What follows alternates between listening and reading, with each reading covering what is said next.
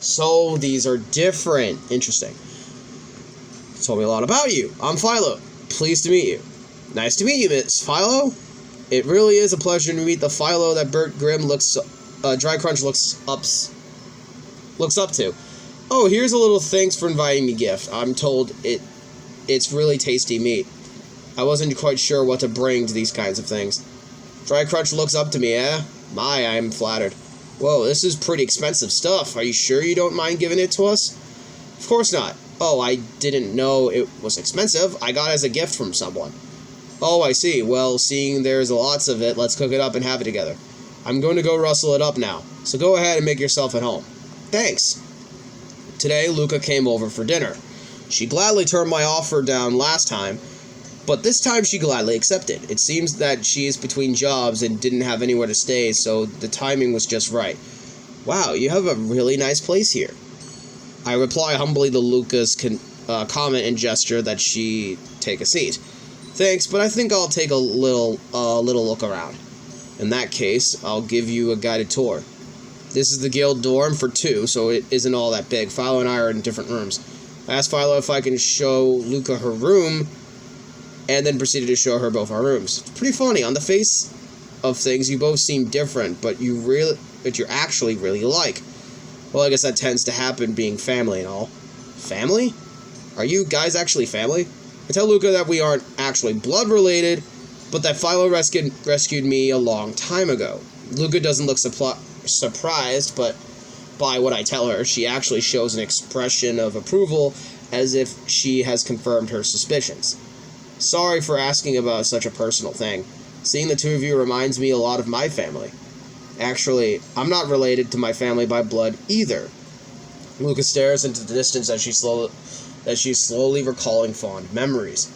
My parents live in a village quite close to here, actually. They're both really good people. They have always been a really close couple. Unfortunately, they were never blessed with the gift of children. They found me abandoned outside of the church one day and took me home and raised me. I really love them, but I can't be with them because of the whole monsters constantly flock to me thing. Couldn't live without myself if anything happened to them, so one night I wrote a letter to them and snuck off into the dark. I'm still sending them money, but I can't help bring myself to write them, let alone go to see them. Guess I'm a pretty terrible daughter. I'm dumbstruck by Luca's story. I can't find any words. Okay, dinner's ready, let's eat. You'll be staying with us tonight, right, Luca? You can use my bed, and I'll be sleeping on Dry Crunch's bed. Dry Crunch, you'll be on the floor. It was starting to get a little awkward, but Philo came in as cheerful as always and rescued the mood at the right time. We have a joyful feast. We talk for hours about Luca's trip and various different jobs we've taken on since the last time I saw her. There's so much we don't know about each other, and so much we also have in common that there's never a dull moment in the conversation. Continue on chattering long into the early hours, just when drinks become cocoa and the mood winds down. An alarm rings out through the guild dorms. Emergency, emergency. The neighboring village, Proshaberry, is being attacked by monsters. The number of monsters appears to be few, but they seem to be being led by some kind of leader monster. Some casualties have been reported. We need everyone available to head over to the village and promptly put an end to the leader monster's reign of terror. The alarm sound, and Nimi gives a report of the situation, not something that happens very often. The village isn't too far, we better get our things quickly. I noticed a terrified look on Luca's face. She is shaking and her face is pale. Sorry, Luca, but we're going to have to head to Proshaberry. You can stay here and rest. Luca, are you okay? Proshaberry is where my parents live. Your parents live in Proshaberry? I'm sorry, I have to go. Luca, wait. Quick, Dry Crunch, after her. Alright. After defeating the last leader monster, the other lesson monsters, Scarper. We managed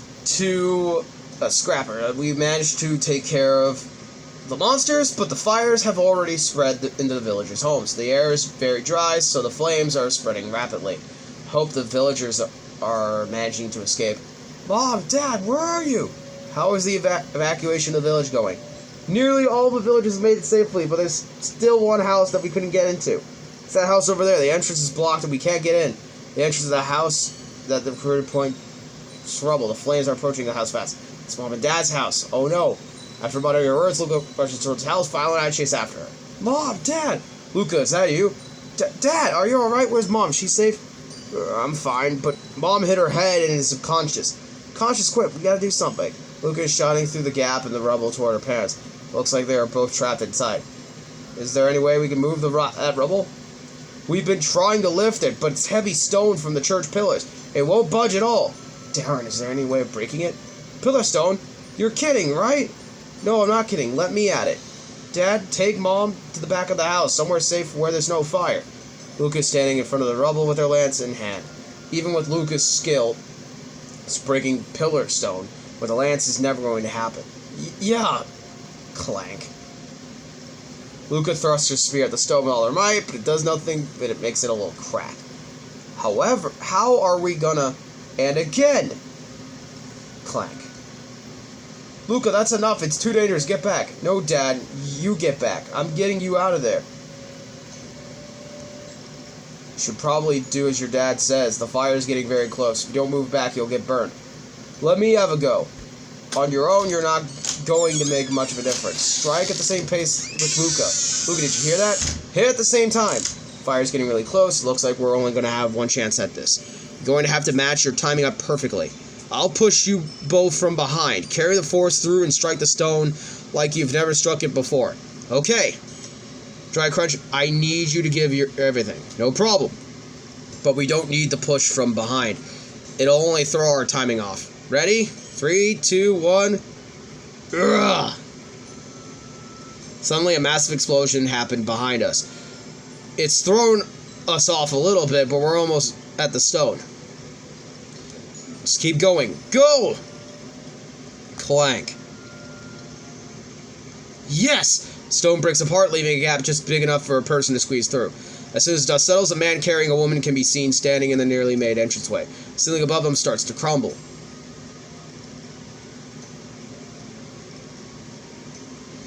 My legs fling me forward before my brain can register what is happening. I dive through the opening and jump on some rubble that elevates me slightly higher than the man and the woman. Dry Crunch! Just then, I feel a sharp pain in my back. A tremendous weight is beginning to make my legs shake. I can also feel a burning sensation running through my whole body, and I feel as if I'm about to pass out. Are you okay? I communicate to Luca's father that I am fine and order them to get out through the opening. If they make it out safely, what a relief. Try Crunch, Try Crunch. I can hear Luca's voice. It seems to be fading off in the distance. The burning is intensifying, and I feel like I'm about to lose consciousness.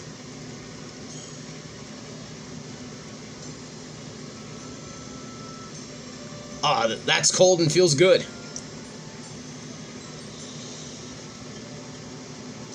You're back! Luca, your parents okay? They're both fine. My mom also came around. They've suffered a few minor scrapes and burns, but they're still here because of you. Thank you so much. That's good news. Where's Philo? Where are we? After nursing you, Philo took off with some other people from the guild to go and help others. This is one of the houses that wasn't damaged during the raid. You're the worst off, so they are letting us use it so you can rest here. Philo said that once you came to, you would be fine. Are you hurting anywhere? I think I'm alright. I've got a bit of a deep burning sensation in my back, but it isn't that bad. Just glad to be back. I'm really tired though. Yeah, we're glad to have you back. I'm so sorry for dragging you into all this. No, it's not your fault. It's a good thing we were here together. I also saw the ceiling started to crumble when you jumped in. I wanted to do something, but my body just froze up. Been traveling and battling alone all this time, but when it really mattered, I lost all courage. That wasn't courage. I was just being reckless. I was there, I saw it all, and you did everything you could to save others. It was totally selfless, but by no means reckless. I wouldn't go that far. What's that armlet you're holding? Oh, this? I pulled it out of the wreckage after the fire in the house was extinguished. It wasn't burned at all, and I haven't seen it before, so I figured it must be yours. It's not mine, I've never seen it before either. It must be yours. When the time comes, you should try it on.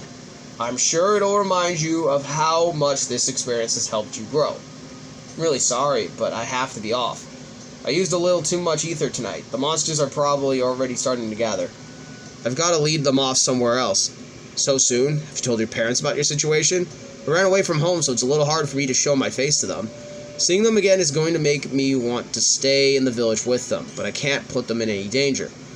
You're just going to take off as so much as saying goodbye. I'll come back again someday when the timing is right. Thanks for everything today. Tell Philo that I really enjoyed her cooking, too. Also, tell her sorry that I couldn't stay. I'll tell her, but I'm sure she's going to get in a bit of a bad mood. Sorry about that. I can already feel the monsters coming. I've got to go. See you again soon, okay? Luca hurries off. I can't find any words to say to her as she scurries off, looking quite saddened. I wonder if she'll be able to come back and live happily with her family.